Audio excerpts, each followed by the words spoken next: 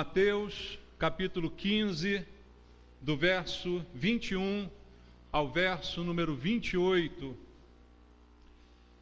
A palavra de Deus diz assim: partindo Jesus dali, retirou-se para os lados de Tiro e Sidom, e eis que uma mulher cananeia, que viera daquelas regiões, clamava: Senhor, filho de Davi, tem compaixão de mim, minha filha está horrivelmente endemoninhada. Ele, porém, não lhe respondeu palavra. E os seus discípulos, aproximando-se, rogaram-lhe: despede-a, pois vem clamando atrás de nós. Mas Jesus respondeu: não fui enviado senão as ovelhas perdidas da casa de Israel.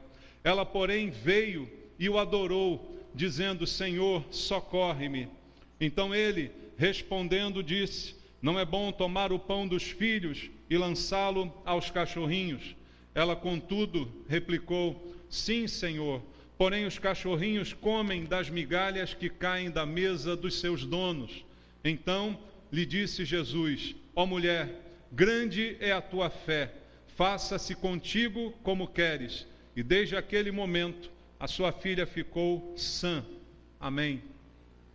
Jesus, nós te agradecemos pela palavra que nos foi deixada, palavra de Deus poderosa para curar, para transformar a vida daquele que ouve, que dá valor, que crê nela, Pai.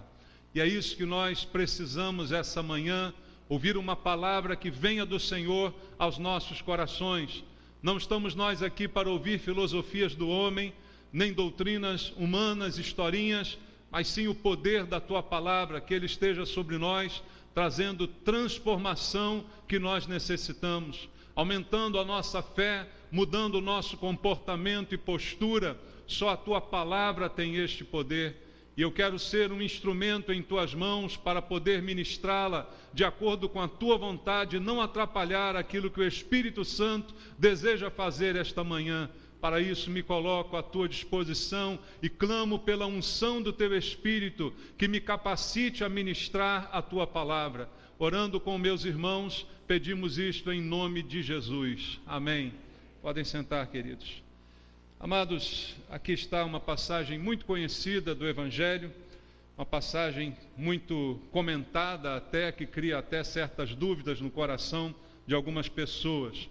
Mas há uma lição profunda para nós aqui com esse episódio.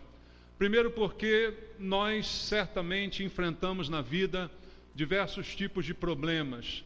Como já muitas vezes disse aqui na igreja, citando João capítulo 16, versículo 33, o que está escrito lá, irmãos? João 16, 33. Vamos ler. Muitas vezes eu cito o versículo sem ler a sua referência, mas queria lê-lo agora na sua forma completa. Está escrito em João capítulo 16, verso 33. Estas coisas vos tenho dito para que tenhais o quê? Paz. Em quem? Em mim. Jesus tem dito muitas coisas para que a gente tenha paz nele.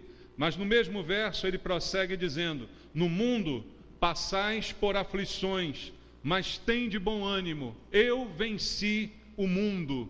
Veja, ele diz que todas as suas palavras têm sido ditas, ministradas, para que a paz possa nascer no nosso coração.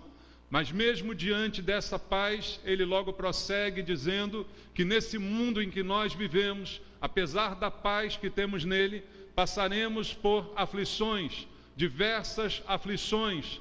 Mas o que ele diz no final é: tenha bom ânimo, e o motivo para isso foi porque eu venci.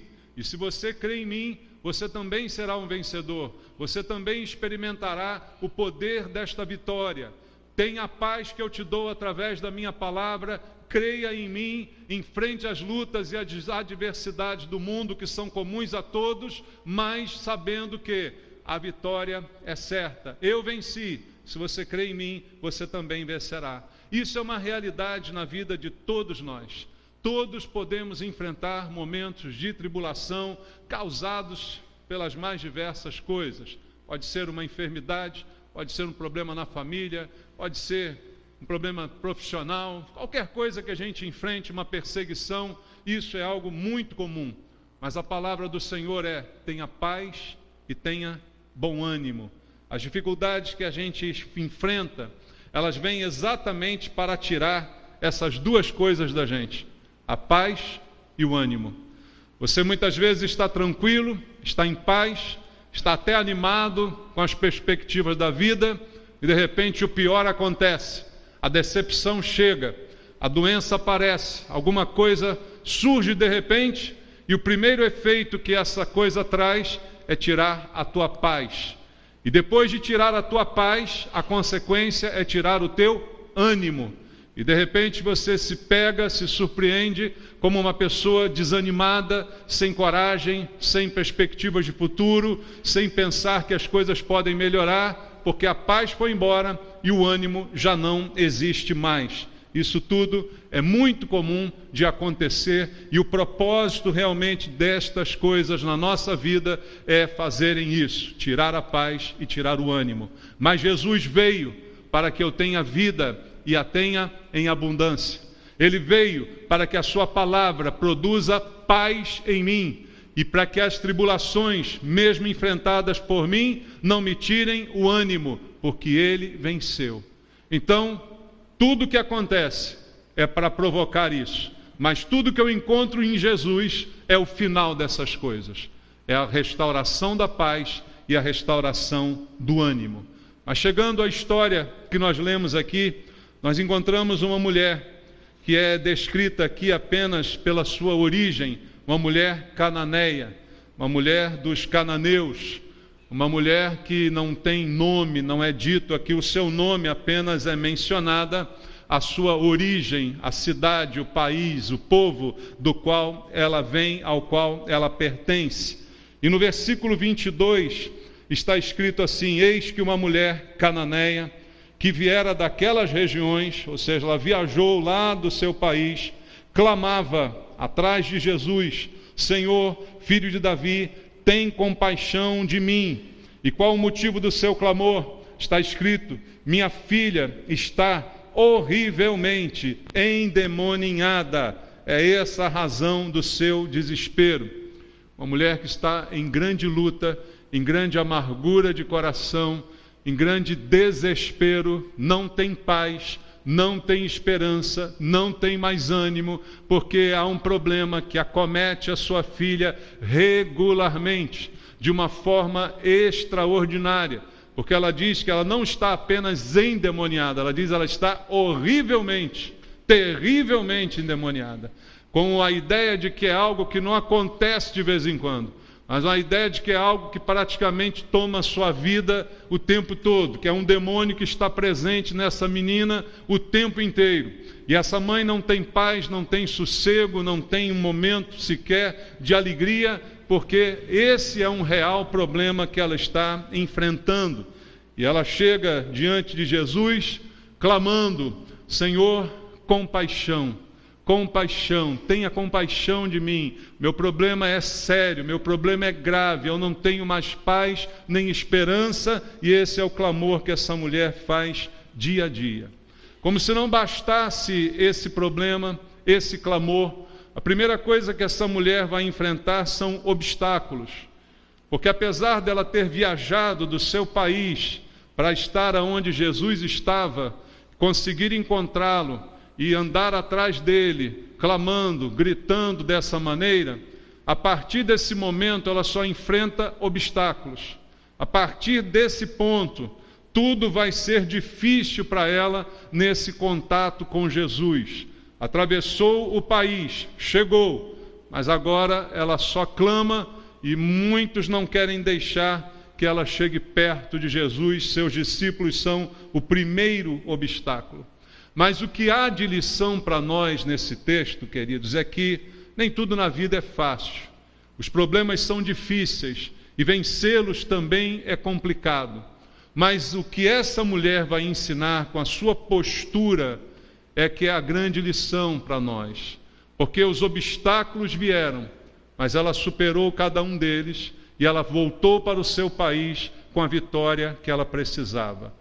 E eu queria encarar contigo cada um desses obstáculos para ver como muitas vezes nós até cristãos, desistimos rápido das coisas quando enfrentamos barreiras e resistências.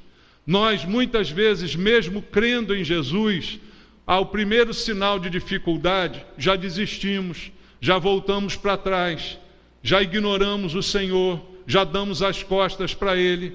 E essa mulher vai me ensinar exatamente o contrário. E é interessante, não é por acaso, que ela não é uma mulher israelita, que ela é uma mulher cananeia, de um povo adversário, de um povo distante. Então não é por acaso que isso acontece, não é por acaso que isto está aqui. É para mostrar para a gente que às vezes fora da igreja até tem gente melhor do que a gente, em termos de fé, em termos de resistência, em termos de perseverança, em termos de humildade. Então isso é uma grande lição, como essa mulher enfrentou estes obstáculos. O primeiro obstáculo está no versículo 23. Ele, porém, não lhe respondeu palavra. Ela clamou, e o primeiro obstáculo, Jesus não respondeu nem uma palavra a ela. Qual foi o primeiro obstáculo? Ela não foi ouvida. Ela enfrentou o silêncio de Jesus. Ele não lhe respondeu, também não lhe disse nada, não lhe disse nem uma palavra, nem que sim, nem que não, nem vá embora, nada. Ele simplesmente ficou em silêncio. Então a primeira adversidade, o primeiro obstáculo da luta dessa mulher foi enfrentar o silêncio de Jesus. E muitas vezes nós podemos passar por isso. Você que é cristão, já deve ter enfrentado os momentos em que você percebeu um certo silêncio de Deus, porque você orou, você buscou, você clamou, você passou dias, noites orando, pedindo, clamando, e nada obteve como resposta, nem uma palavra, nem um sim, nem um não, nem um sinal, nada lhe foi dado. Silêncio de Deus. Queridos, esse é um obstáculo que certamente nós podemos enfrentar, mas como todo obstáculo, ele não existe sem uma razão. Se Deus faz silêncio, há uma razão para isso. E a razão é me melhorar como pessoa, é melhorar a minha persistência, melhorar a minha perseverança, qualidades que todo cristão deveria ter. O silêncio de Deus não é uma provocação, o silêncio de Deus não é um deboche, mas é uma parte fundamental do meu crescimento espiritual. E não foi só com esta mulher que nós vemos este silêncio, talvez você, como eu disse, já tenha experimentado na sua própria vida. Veja, o profeta Elias, a Bíblia diz que ele orou por 7 vezes. Ele deu uma profecia dizendo que não haveria chuva pelos 3 anos seguintes, e assim aconteceu, segundo a sua palavra. Mas depois, no momento de restaurar a chuva, ele orou por 7 vezes, até que lá no finalzinho ele viu a pequena nuvem se aproximando.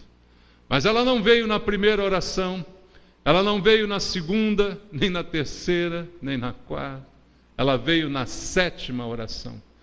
As 6 primeiras ele as fez sem nenhum sinal de resposta, sem nenhuma evidência de que algo aconteceria, com a possibilidade de ser envergonhado pela sua fé, das pessoas o verem orar e questionarem: cadê o seu Deus que nada acontece? Cadê o seu Deus que você está pedindo e essa chuva não vem? Cadê o efeito da sua oração? Por 6 vezes ele pode ter ouvido estas afirmações. Mas ele não parou de orar nem um minuto, não duvidou de Deus nem um minuto, não duvidou do seu relacionamento nem um minuto e continuou orando. E na 7ª vez que orou, apareceu a pequena nuvem. Amados, nós vemos muitas vezes na Bíblia acontecerem histórias assim. Uma outra conhecida história de José, lá em Gênesis, um jovem que sonhou um sonho que seria uma previsão de Deus sobre a sua vida, mas que veio a se cumprir muitos anos depois.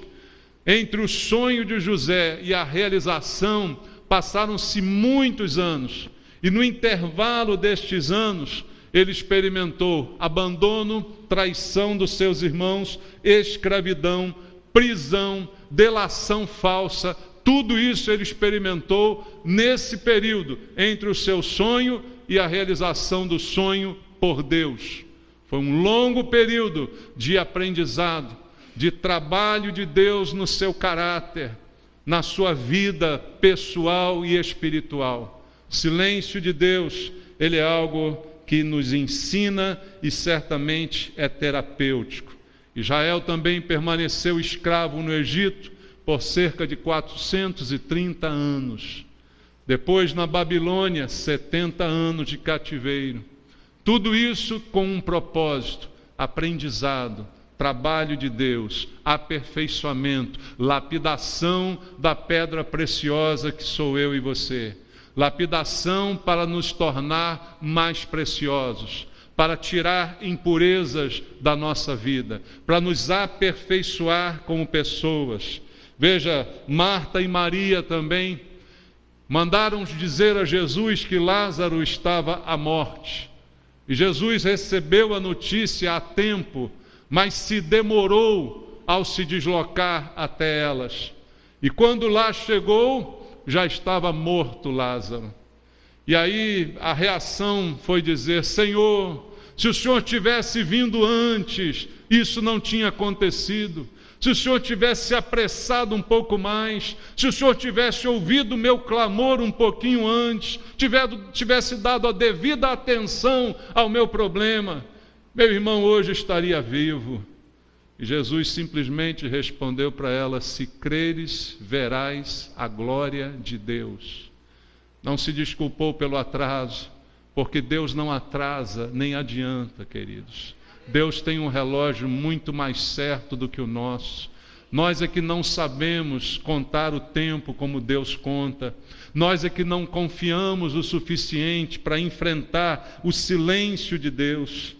E isso pode ser a realidade de alguns aqui, clamando há muito tempo por uma solução, pensando: a minha luta nunca vai acabar, porque Deus não está me ouvindo, porque as coisas não estão acontecendo como eu queria, porque eu não tenho visto a resposta, não tenho visto o agir, não tenho visto o mover de Deus. Talvez você possa se sentir como esta mulher certamente se sentiu ao ouvir a primeira reação de Jesus, que foi nada, silêncio absoluto. Clamar: Senhor, compaixão, Senhor, minha filha, terrivelmente endemoniada. Jesus calado estava, calado permaneceu, como se ele não estivesse ouvindo aquilo que ela falou. Isso certamente, queridos, é um grande obstáculo. É um obstáculo à fé, é um obstáculo à confiança, à determinação, à perseverança, todas coisas que Deus requer de nós. Você lembra do que disse a Bíblia para nós em Hebreus capítulo 11? Sem fé é impossível agradar a Deus. Portanto, é necessário que aquele que se aproxima de Deus creia que Ele existe e que Ele se torna galardoador daqueles que o buscam. Tudo isso é importante: crer, confiar, acreditar, mesmo quando Ele não diz nada. Muitas vezes nós cremos porque vemos alguma coisa. Jesus, quando foi visto por Tomé, o último dos discípulos a ver e acreditar que Ele havia ressuscitado, Ele disse: Tomé, você acreditou porque você me viu. Bem-aventurados são aqueles que não veem e creem. Bem-aventurados são aqueles que nunca viram, mas acreditam. Esses somos nós. Eu nunca vi Jesus, você já viu? Mas eu acredito nele. Então, amados, o que é necessário é crer, é confiar, mesmo quando a resposta não é aquela que eu quero, e mesmo quando a resposta nem vem, nem uma palavra sequer ela ouviu de Jesus. E aí muitos que hoje estão na igreja, amanhã talvez não estejam, porque enfrentaram um silêncio de Deus e não souberam vencer esse silêncio com a mesma perseverança desta estrangeira aqui, desta não crente que está aqui citada nesse texto, desta cananeia. Não tiveram a perseverança que ela teve, porque mesmo com o silêncio, o que ela continuou fazendo foi clamar: Senhor, filho de Davi, tem compaixão de mim, compaixão. Ela não disse: olha, eu tenho um bom currículo, eu sou uma boa pessoa, eu sou uma pessoa exemplar, me abençoe porque eu mereço, eu não mereço estar passando por isso. Ela não disse nada disso. Ela só dizia: Senhor, eu preciso da tua compaixão. Porque diante de Deus, nenhum de nós tem reivindicações a fazer, nenhum de nós tem um currículo bom o suficiente que torne Deus obrigado a fazer algo por nós. Então o que precisamos é de compaixão e graça, misericórdia. E era isso que essa mulher pedia insistentemente, apesar de Jesus não lhe dizer uma palavra. E aí, queridos, chegamos ao versículo 24. Veja, ela continua clamando, Jesus não fala nada para ela. E aí os discípulos chegam perto de Jesus e falam assim: Senhor, despede essa mulher, ela vem clamando atrás da gente. Está no verso 23. Ninguém aguenta mais ouvir essa mulher parece uma praga, Senhor. Eu já estou cansado de ouvir essa mulher gritando. O senhor não está, não? Manda ela embora, fala para ela alguma coisa. Eu não vou fazer nada por você, vai embora. Jesus não dizia uma palavra, nem que sim, nem que não. E os discípulos já não aguentavam mais. E aí, queridos, chegamos aqui ao versículo 24 e vamos ver o segundo obstáculo que essa mulher enfrentou. Quando finalmente Jesus resolve falar com ela, diz assim a Bíblia: mas Jesus respondeu: não fui enviado senão as ovelhas perdidas da casa de Israel. A primeira resposta que ela ouve de Jesus é a seguinte: olha, você não está na minha abrangência, você é cananeia, e eu vim prioritariamente para os judeus. A minha missão primordial aqui é dar aos judeus a chance de me reconhecer como o Messias que eles esperam há muito tempo. Então eu vim com esse propósito inicial. Então você não está na minha lista de prioridades. A minha prioridade é esta. Esta foi a primeira resposta que Jesus deu a ela. E aí a gente podia dizer: era melhor nem ter ouvido isso, né? Era melhor ele continuar calado. Né? No lugar daquela mulher, se eu me colocasse no lugar dela, eu preferia não ter ouvido. Era melhor continuar o silêncio dele. Porque, na verdade, se fosse hoje em dia, Jesus era enquadrado na lei de discriminação racial. Concorda comigo? Se fosse hoje em dia, alguém fazia um BO contra Jesus. Olha, está discriminando a raça dos cananeus aqui. Ele falou que aquele negócio dele é só com Israel. Jesus é politicamente incorreto. Estaria sendo achincalhado nos jornais, dizendo: olha, o grande Jesus discriminou uma mulher que não é da sua tribo. E aí ela, aparentemente discriminada. Isso é algo que realmente é muito ruim. Eu não sei se você já foi discriminado de alguma forma, mas quem já passou por isso, certamente é algo muito ruim. E aqui há diversos tipos de discriminação às quais estamos sujeitos. Você pode ser discriminado pela sua raça, seja você negro, japonês ou qualquer outro tipo de raça, você pode ser discriminado. Não quero papo contigo não, porque você é negro. Não, você é China, japonês, né? Todo mundo tem olhos puxados, a gente chama de japa aqui no Brasil, já viu, né? Basta ter olho puxado, não sabe nem se é coreano, se não é.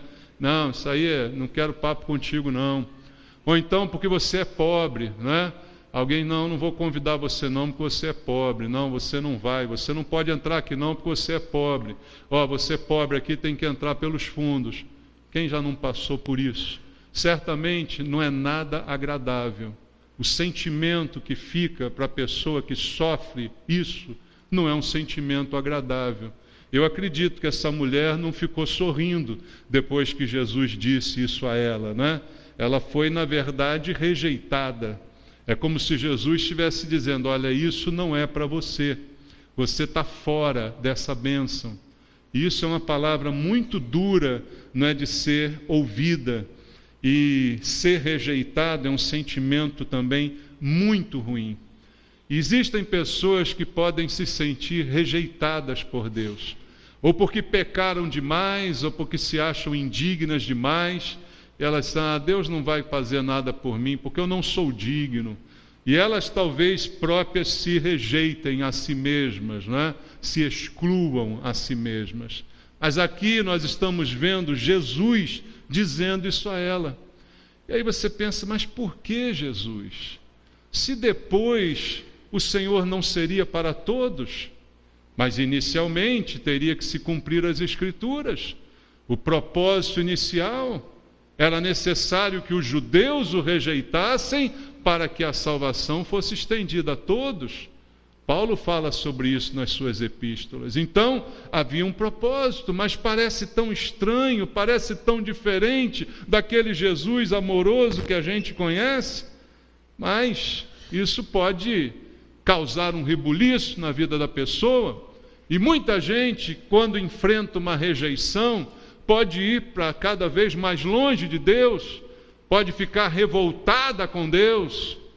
Quantos não se sentem às vezes revoltados por causa do grande sofrimento que enfrentam, por causa da sensação de que Deus não tem respondido, porque se sentem os azarados do mundo e dizer, poxa, por que todo mundo é feliz e eu não consigo ser feliz? Por que tanta gente consegue ter uma casa bacana, abençoada, eu não consigo? Por que tanto casamento dá certo, o meu não dá? Por que muita gente desfruta de saúde, são até ímpios, né? São pessoas más, e eu aqui creio em Deus, estou com essa enfermidade.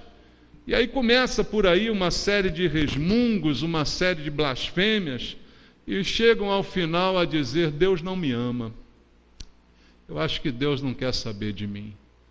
E essa mulher, até esse momento, ela tinha agora um momento bem que suficiente para dizer assim, ah é?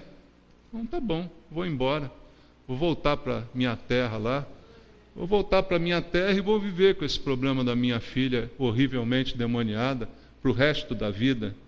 Mas, amados, a atitude dessa cananeia ensina a gente mais uma vez. Não importa se eu fui rejeitado, não importa se Deus não me ouviu, não importa, eu creio em Jesus. Jesus não precisa ser bonzinho do jeito que eu quero para que eu creia nele. Ele só precisa ser Deus e Ele é. Então eu creio nele, sendo Ele do jeito que for, respondendo Ele do jeito que responder, eu continuo crendo nele. Nós romantizamos demais o Evangelho. Aliás, a gente romantiza tudo na vida, irmãos. Nós estamos vivendo hoje a geração dos românticos. Tudo é bonito e prateado. Queridos, não pense em Jesus de maneira romântica, mas pense em Jesus como Deus e Senhor, ao qual eu tenho que me submeter, seja bom ou mal. Como disse Pedro, para quem iremos? Só tu tens as palavras de vida eterna, não tem outro. E esse é o melhor Jesus que existe, não existe outro melhor do que Ele. Tudo tem uma razão, tudo tem um propósito, e eu creio que Deus é bom. Mesmo que eu veja um ato que parece uma maldade, eu continuo crendo que Deus é bom. E é por isso que Ele me abençoa. É assim que você precisa pensar. E essa mulher fez exatamente isso. Veja, e o que estava ruim piorou. Às vezes você pensa assim, pô, já estava ruim, piorou. Você já disse assim, quanto mais eu rezo, mais assombração me aparece. Falava isso no passado, né? Agora que é crente não fala mais. Quanto mais eu oro, mais demônios me cercam, né? É a mesma coisa. Não é a mesma coisa? Antigamente você fala, quanto mais eu rezo, mais assombração. Agora, quanto mais eu oro, mais demônios se cercam. Não, é a mesma coisa. Porque a sensação é de quê? As coisas pioram. É a famosa lei de Murphy. O que está pior pode piorar um pouquinho mais. Mas eu não posso mudar, entende?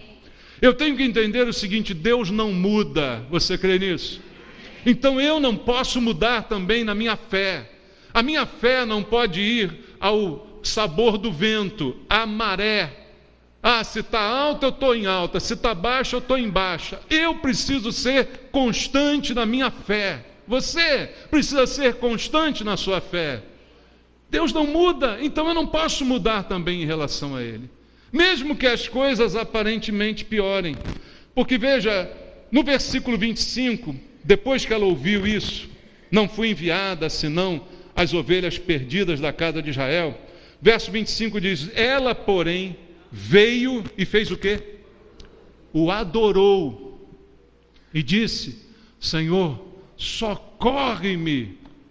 E fez isso numa posição de adoração. Quando você adora, você está reconhecendo que aquele objeto ao qual você adora é Deus, ou é um Deus, se for um ídolo. Mas o ato de adorar é reconhecer a divindade.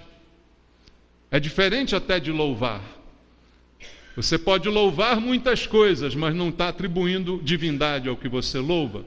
Mas quando você adora, você atribui divindade. E essa mulher, ela se prostra e adora Jesus. E aí vem o verso 26 da lei de Murphy, que diz assim: então ele, respondendo, disse: não é bom tomar o pão dos filhos e lançá-lo aos cachorrinhos. Agora pronto, agora jogou a pá de cal no negócio. Agora Jesus foi longe demais. Agora parece que ele humilhou a mulher, né? Porque ele comparou aquela situação que ela estava vivendo e o fato dela ser cananeia a ela ser comparável ao cachorrinho. Enquanto os judeus seriam os filhos, os cananeus os cachorros, os domésticos, né? Os animais domésticos, é essa a comparação. E isso soa muito mal. Se fosse hoje em dia essa, Jesus ia preso.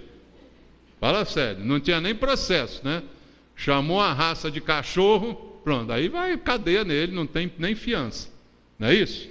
Então a gente fica meio chocado quando escuta uma coisa dessa. Agora, primeiro a gente tem que entender o contexto da mensagem, o contexto da época, né? Como eu disse, naquela época não tinha mimimi como tem hoje. Ninguém se ofendia como tão facilmente se ofende hoje. Alguém chega para mim e diz: você é gordo. Eu falei: obrigado, eu sou gordo. Hoje não. Você é gordo, vou te processar. Você é preto. Não, sou branco, mas você é preto, vou te processar. Não é assim que está acontecendo hoje? Tudo ofende todo mundo, né? Tudo me causa um frisson que eu desmaio.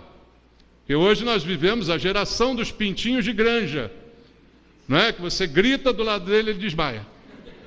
Enquanto que o pintinho criado solto no quintal vai na boca do cachorro, é picado pelo galo, é jogado para lá e para cá e cresce e vira galinha, vira galo, sem problema nenhum. A gente não, a gente morre com grito hoje em dia. Então o contexto aqui é outro. Mas ao chamar a mulher de cachorro, né, não quer dizer você é uma cachorra, né? Não vai dar funk isso, não, pode ficar tranquilo. Então ele está aqui apenas fazendo uma alusão de comparação, e não que o cachorro, e na verdade foi cachorrinhos, né? A ideia aqui é de um animal doméstico, que hoje em dia também é mais bem criado do que uma criança. Já pensou nisso? Há um tempo atrás, lançaram uma música dizendo: troque seu cachorro por uma criança pobre. Lembra dessa música? É só do meu tempo. Qual era? Paralama de Sucesso? Não, qual era? Quem era? Eduardo do Sec. Vocês estão melhor do que eu, tá vendo? Estão bem mundano, né? Conhecendo tudo que é... Tem problema. Mas pensa só, isso se aplica hoje muito mais ainda, né? Porque eu acredito que tem crianças na rua que adorariam ser um cachorro de madame. Pensa bem. Quantos meninos hoje estão na rua, crianças estão na rua? Se eu dissesse assim: eu posso criar você igual ao meu cachorro? Pode. Não fariam isso? Porque o cachorro é melhor criado que tanta gente. Outro dia eu passei na rua, tinha assim, plano odontológico para cachorro. Aí tinha oftalmologia para cachorro. Já vi cachorro de óculos, você já viu isso? Mas estava lá, oftalmologista para cachorro, me diga uma coisa dessa. E a mulher que viu, não foi a placa, oftalmologista para cachorro? Eu fiquei, o cachorro também tem direito a botar um óculos, lente de contato, óculos escuro. Cachorro também é gente, como dizia o Macri, né? Então, queridos, vai para o spa, tem spa de cachorro, massagem, né? Pedras, cromoterapia, tem tudo para o cachorro. Mas Jesus está falando do cachorrinho, desse cachorrinho que é amado, que é cuidado, é o cachorrinho doméstico, que era também bem conhecido em Israel, e que as famílias podiam ter um cachorrinho, e não porque ele era cachorrinho, era maltratado necessariamente, mas não deixa de ser um cachorrinho. E aí, se você tem um cachorrinho, você tem 3 filhos, uma esposa e um cachorrinho, está faltando comida na sua casa, quem é que come primeiro? Primeiro você, não é? Depois sua esposa e seus filhos. O cachorrinho não vai comer antes de todo mundo, vai? Não. Normalmente, quando falta comida em casa, o pai dá primeiro para os filhos, não é isso? Para os filhos em primeiro lugar. Os pais, às vezes, passam necessidade para colocar a comida na boca dos filhos. E uma vez que eles estão satisfeitos, aí, como sobrar, eles comem. Agora, ninguém vai dar primeiro para o cachorrinho ao invés de botar na boca dos filhos. O sentido do que Jesus está falando é esse. Antes que alguém fique horrorizado com Jesus, o sentido é esse. Mas não deixa de ser uma palavra dura. Não deixa de ser algo que eu não queria ouvir. Não deixa de soar como uma humilhação, porque eu estou sendo humilhado aqui, eu estou sendo comparado a um cachorrinho, mas eu sei que eu não sou da família. Eu tenho que ter consciência sobre quem eu sou. E não é fácil a gente ser humilhado. Você já foi humilhado? Pensa você, sem me responder, pensa contigo mesmo. Você já passou por uma humilhação? Seja lá qual for o motivo, alguém te humilhou, alguém te menosprezou, alguém te considerou como nada, não é? E isso não é nada agradável. Você saiu feliz dessa situação? Obviamente que não, né? Feliz ninguém vai ficar com isso. E ainda mais quando você está pedindo alguma coisa, aí é pior, a humilhação parece que é pior, né? Às vezes você é humilhado sem pedir nada, só é humilhado. E outras vezes você vai pedir uma ajuda e aí que a pessoa te humilha. Aí o sentimento é pior ainda. Mas foi isso que essa mulher passou, nesse momento. E aí, irmão, sabe o que a Bíblia vai ensinar para mim e para você? É que isso também não é motivo para eu desistir de Deus. Isso também não é motivo para eu abrir mão daquilo que eu acredito. Porque no mundo tereis aflições, mas tem de bom ânimo. Porque Jesus venceu. Então não é uma recusa, não é uma rejeição, não é uma humilhação que vai me fazer desistir daquilo que eu quero. E aí essa mulher, ela dá a grande lição para a gente, que na verdade é bíblica. Jesus disse, ele ensinou o seguinte: quem a si mesmo se humilhar, será exaltado. Mas aquele que a si mesmo se exaltar, será humilhado. Se eu me humilhar, quem é que pode me humilhar? Ninguém. Porque eu já me auto-humilhei. Normalmente nós só nos sentimos humilhados quando nós nos consideramos alguma coisa, ou porque nós nos exaltamos a algum patamar que na verdade não teríamos direito a ele. E aí você diz, mas você está fazendo isso comigo? Você não pode fazer isso comigo porque eu sou alguém. Mas se eu não acho que eu sou ninguém, se eu a mim mesmo me humilhei, quem é que pode humilhar quem já está humilhado? Então a única coisa que me resta é ser exaltado. Esse é o princípio do ensinamento de Jesus. Mas se eu me exalto, me acho alguma coisa, vai chegar alguém que vai dizer que é mais do que eu e vai me botar para baixo. Foi como disse Jesus, quando você foi convidado para algum lugar, não sente nas primeiras filas, porque pode ser que venha alguém mais importante que você e alguém chegue para você e diga, você pode ir mais para trás que tem alguém mais importante para sentar aqui? Você lembra disso? E aí por que houve a humilhação? Porque eu me considerei mais do que de fato eu era. Mas quando eu me humilho e vou lá para o final, aí chega alguém e diz, não, peraí, você não, você tem um lugarzinho para você aqui mais à frente. Essa é a lógica do que Jesus ensinou. Deus não nos ensina coisas absurdas. Os princípios de Deus são bons para a nossa vida. Se humilhar é bom. Se exaltar é ruim, em toda e qualquer situação. Há vantagem em se humilhar, há desvantagem em se exaltar. Há desvantagem em ter os nervos à flor da pele. Pessoas intocáveis, que você não pode fazer nada com elas, os caras viram um bicho. Você conhece alguém assim? Não aponte, por favor, agora. Não aponte para o lado, nem para frente, nem para trás. Mas a gente conhece pessoas que são intocáveis. Você não pode fazer uma brincadeira com ela, porque ela se acha o que ela não é. Ela se acha alguma coisa que na verdade não é. Mas se você se humilha, e aquela mulher estava humilhada, ela ouviu isto de joelhos, adorando Jesus, já na posição de humildade. Ela ouviu ele dizer: não, eu não posso, não é justo tirar dos filhos para dar aos domésticos. Não é justo isso, isto não é correto. E aí como é que ela superou tudo isso, queridos? Como é que ela venceu todos esses obstáculos que se levantaram e voltou para a sua terra com a vitória? Porque ela não via os problemas, ela via as soluções. Os seus olhos estavam fixos na solução. Tem compaixão de mim, Senhor. Versículo 22, minha filha está terrivelmente endemoniada. Eu vejo no Senhor a solução para o meu problema. Eu vejo no Senhor que há solução. E ela pediu a pessoa certa, Jesus.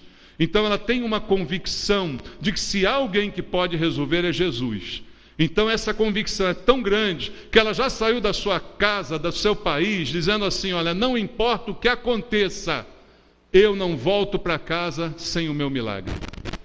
Essa é uma convicção que nós temos que ter, da crença de que há solução para o meu problema. Não há nenhum problema insolucionável. Esta crença, essa convicção, essa fé, fez com que ela não desistisse diante de nenhum dos obstáculos. Ela não aceitava passivamente a derrota. Lá no verso 23, quando ele não fala nada, quando os discípulos dizem: manda ela embora, ela ouviu isso. Anda, despede essa mulher, pelo amor de Deus, não aguento mais ela aqui. Ela escutou isso tudo, mas ela continuou, porque ela não aceita a derrota facilmente. Ela crê. E quando você crê na pessoa certa, que é Jesus, não tem por que aceitar a derrota. Continue crendo até o final. Não importa o que aconteça, creia até o fim. Não importa se tem notícia ruim chegando, se tem falha, se tem rejeição, se não faz no tempo que você quer, se não responde na hora, continue. Ela adorou Jesus, versículo 25, adorou na hora certa, a pessoa certa. Ela não perdeu tempo adorando quem não pode dar nada, adorando imagens que nada podem fazer. Ela adorou ao Senhor Jesus. Então quem faz isso não tem do que temer. E sabe uma coisa importante? O verso 27 diz assim, quando ela responde a Jesus sobre a história dos cachorrinhos, ela diz: contudo, replicou: sim, Senhor, porém os cachorrinhos comem das migalhas que caem da mesa dos seus donos.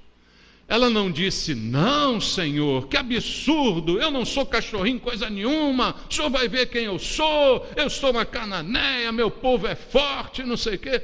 Ela disse: sim, Senhor, concordo com o Senhor, mas há uma coisa, às vezes sobra alguma coisa para os cachorrinhos. Às vezes as migalhas são largadas e os cachorrinhos ficam ali na beira da mesa e pegam alguma coisa e saem alimentados. Aqui, irmãos, ela selou a sua vitória, porque ela não desejou o que era dos outros. Ela não ficou dizendo: mas quem são os judeus para terem esse privilégio? Quem são eles? Eu sou comunista, todo mundo tem que ser igual, ganhar igual. Quem são eles para terem esse privilégio? Eu concordo com o Senhor. Eu aceito até as migalhas que sobrarem, mas eu não vou sair daqui. Eu vou continuar a clamar, eu vou continuar aqui. Há migalhas que podem cair na minha mesa e eu as aceito de bom grado. Nesse momento que ela disse isso, ela soube se humilhar. Ela cumpriu aquele propósito, aquele princípio, a si mesmo se humilhou. Deus então a exaltou. Ela a si mesmo se submeteu, concordou com Deus, não quis o que era dos judeus, não quis o que era dos outros, mas disse: se sobrar alguma coisa para mim, tá bom, Senhor. E assim ela reagiu e assim ela foi exaltada. No versículo 28, então lhe disse Jesus: ó mulher, a exclamação de Jesus, grande é a tua fé. O que Jesus elogiou nela em primeiro lugar? A fé. Porque é a fé que impressiona Deus. Por isso que a Bíblia diz que sem ela é impossível agradá-lo. Deus não fica impressionado com declarações, com atividades, com sacrifícios. O que impressiona é fé. E o que ele viu nela foi fé. Nem foi a sua humildade. A humildade é consequência da fé. Eu creio tanto em Deus que eu sei que se eu me humilhar, Ele me exaltará. Eu confio tanto no Senhor que eu creio que se eu for injustiçado, Ele será a minha justiça. Então é a fé que é o final de tudo isso. E aí Jesus disse: grande é a tua fé, faça-se contigo como queres. E desde aquele momento a sua filha ficou sã. Acabou. Voltou para casa, voltou para Cananéia, sem o peso, sem o fardo, porque ela mostrou fé. Foi a humildade que revelou a sua fé para Jesus. A fé sem obras é morta, por isso a fé se manifesta em ações. E nem sempre as ações são grandes feitos, grandes conquistas. Às vezes uma humilhação é prova da fé. E às vezes uma exaltação é a prova de que não há fé, de que há autoconfiança. Por isso Paulo sempre dizia: quando eu estou fraco, aí é que eu sou forte. Porque o poder de Deus se aperfeiçoa na minha fraqueza. Então isto demonstra a fé. A atitude demonstra que eu realmente creio em Deus, e foi o que aconteceu. E a fé foi o suprimento das suas necessidades. Ele disse: então você pode ir, e vai se fazer contigo aquilo que você quer. E ao dizer essa palavra, a filha dessa mulher deixou de ser horrivelmente endemoniada. O demônio deixou a vida dessa menina. Então, uma última e única lição eu deixo para você, que pode resumir tudo isso que foi dito aqui essa manhã. Seja humilde e você vencerá. Resumindo, seja humilde em qualquer circunstância e você vencerá. Não se exalte e você vencerá. Não fique reivindicando e você vencerá. Acredite em Deus, que Ele está no controle da sua vida, e você vencerá. Submeta-se a Deus e você vencerá. Humilhai-vos, portanto, sob a poderosa mão de Deus, para que Ele em tempo oportuno te exalte, está escrito na Bíblia. Então, o resumo de tudo é isso. Agora, para contrapor a isso, seja orgulhoso e a bênção escapará de você. Seja altivo e Deus não fará nada por você. Seja vaidoso e nada você obterá de Deus. Seja autoconfiante e nada você terá das mãos do Senhor.